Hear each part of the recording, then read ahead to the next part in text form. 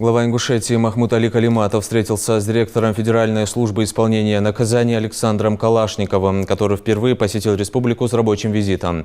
Предметом разговора были вопросы о взаимодействии уголовно-исполнительной системы с региональными органами государственной власти и институтами гражданского общества, а также поднимался круг вопросов, требующих согласованных действий и совместных решений.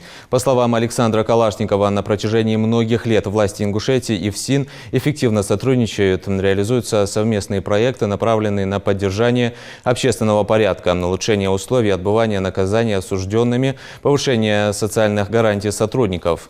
Директор ФСИН России Александр Калашников поблагодарил главу Ингушетии за совместную работу и выразил надежду на продолжение плодотворного сотрудничества. Махмуд Али Калиматов пожелал новому руководителю Федеральной службы исполнения наказаний успехов в работе и обещал оказывать поддержку в усовершенствовании уголовно-исполнительной системы республики.